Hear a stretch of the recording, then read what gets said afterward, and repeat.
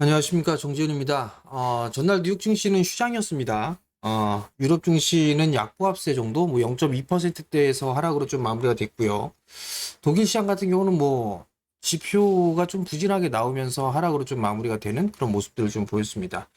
일단 뭐 차익 매물이 좀 출회된 그런 모습들이다라고 좀 보시면 좋을 것 같은데, 미국 시장 같은 경우가 좀 가장 큰 부분들이죠. 한국 시장은 좀 미국 시장을 좀 따라가는 그런 모습들을 좀 보여주니까.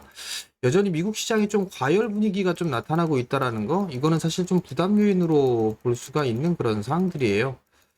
빅테크 기업들의 상승, 뭐 미국 시장도 마찬가지로 차별화된 그런 모습들이 좀 나타나고 있는 그런 사항들이고, 그러한 사항들이 한국 시장도 연동되는 그런 모습들이 좀 보여지고 있는 그런 사항들입니다.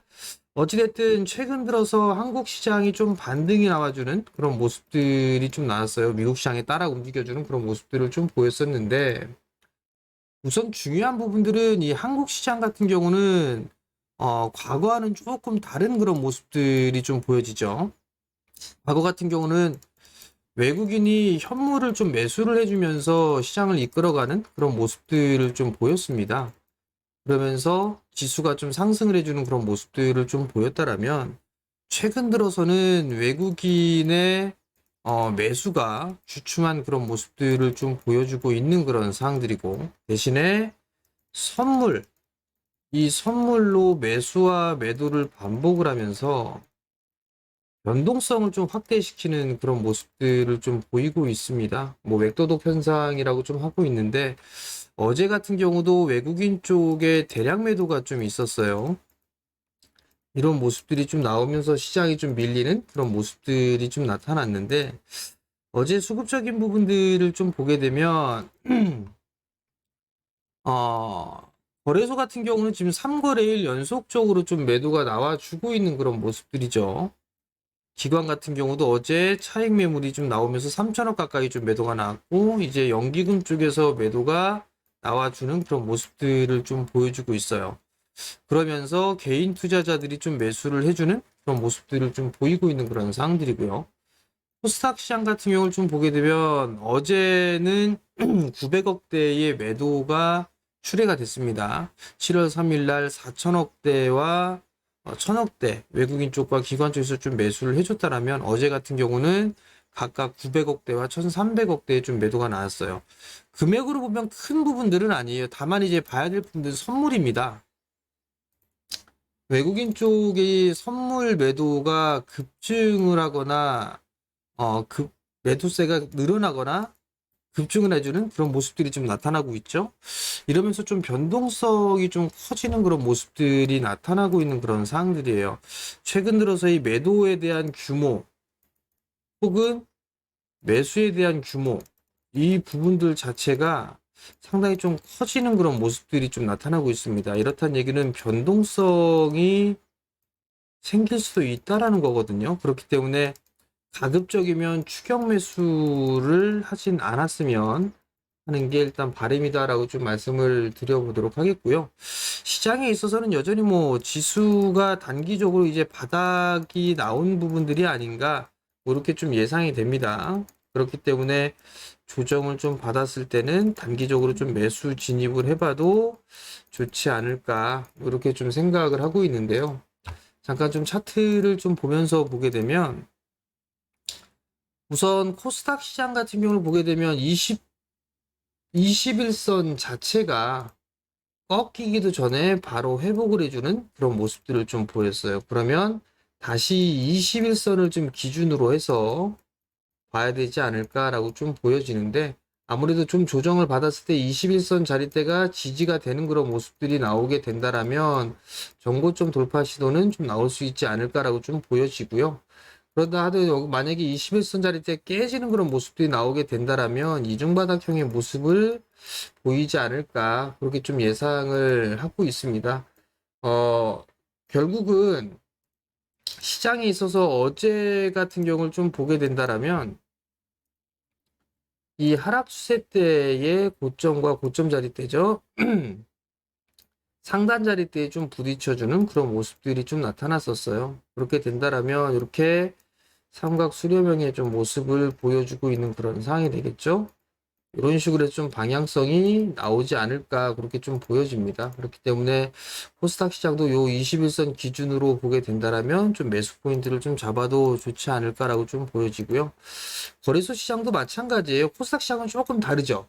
거래소 시장 같은 경우는 21선을 제압하지는 못했어요.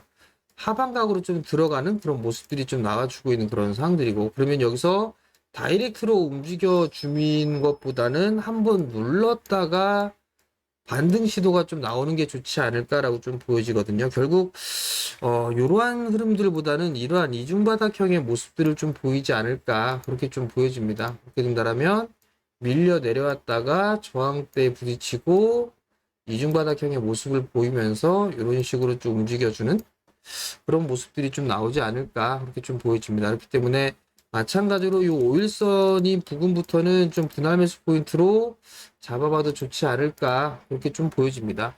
결국 시장에 있어서는 지수는 조정을 좀 받았을 때, 받기 시작했을 때, 오늘 같은 경우 조금 조정을 받을 수가 있겠죠.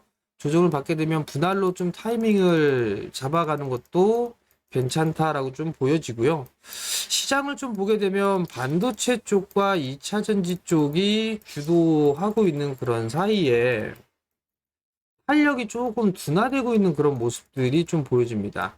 과거 같은 경우 2차 전지 쪽 같은 경우는 모든 섹터들이 다 움직였다라면 지금은 차별화된 그런 모습들이 좀 나타나고 있는 게 시장의 특징이죠. 그러면서 다른 새로운 섹터들, 뭐 새로울 것도 없었죠. 뭐 실적주들이라고 좀 표현을 하면 될 것 같은데, 실적주들이 상승을 해주는 그런 모습들이 좀 보였습니다. 결국은 반도체 쪽은 실적에 대한 부분들에 있어서의 부담감을 안고 있는 그런 사항들이에요. 그렇기 때문에 한 번쯤은 좀 잘 팔아주는, 그러니까 다음 주가 옵션 만기일이죠. 옵션 만기일이 있기 때문에 그때까지는 한 번쯤 잘 팔아주는 그런 전략이 좀 좋지 않을까라고 좀 보여집니다. 특히나 이번 주 금요일 날 삼성전자 실적 예비치 발표가 있어요. 이때가 좀 분기점이 되지 않을까라고 좀 생각을 하고 있는데, 만약에 실적 발표를 하고 난 이후에 삼성전자가 눌러주는 그런 모습들이 나오게 된다라면 따라갈 수밖에 없을 거예요. IT 쪽 섹터들도, 반도체도. 그렇기 때문에 그때부터 좀 대응을 해 나가는 그런 전략이 좀 좋지 않나라고 좀 보여지고요.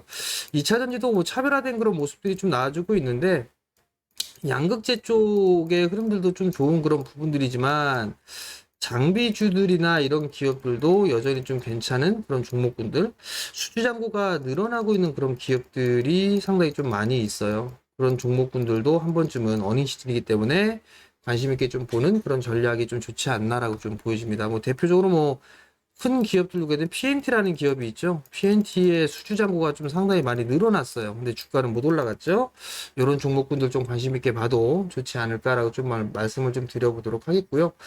여전히 어닝 시즌이기 때문에 실적주들을 계속적으로 좀 보셔야 될 것 같아요.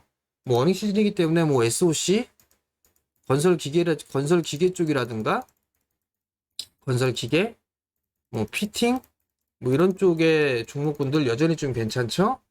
그리고 또한 부분들을 좀 보게 된다라면 에너지 쪽도 나름대로 양호한 실적의 흐름들이 좀 나올 것 같아요.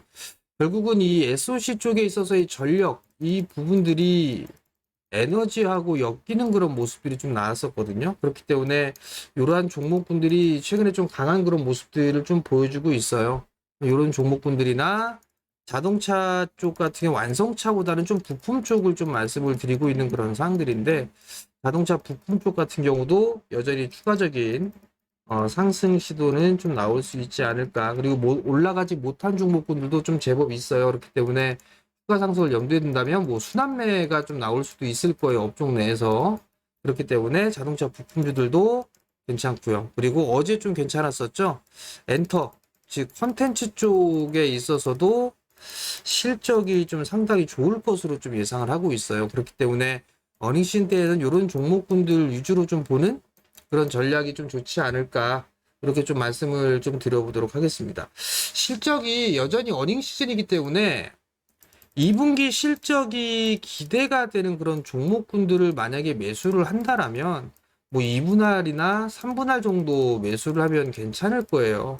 그렇기 때문에 뭐 한 번에 다 매수해서 매일 오늘 매수하고 내일 빠진다 그래서 또 매수하고 그 다음날 빠진다 그래서 매수하고 이런 부분들이 아니라 어느 정도 좀 기준을 좀 잡고 매수 포인트를 좀 잡아가면 좋을 것 같아요. 예를 들어서 뭐 코스피 시작을 한다라고 한다면 뭐 61선에서 뭐 여기서 예를 들어서 5일선 부근에서 1을 매수를 한다고 하면 61선 부근에서 2를 매수하고 121선에서 3을 매수하고 이런 식으로 분할 매수 포인트를 좀 잡아가는 게 훨씬 더 좋은 전략이고 매일매일 빠진다고 해서 매수를 하는 전략은 좋지가 않다라는 거.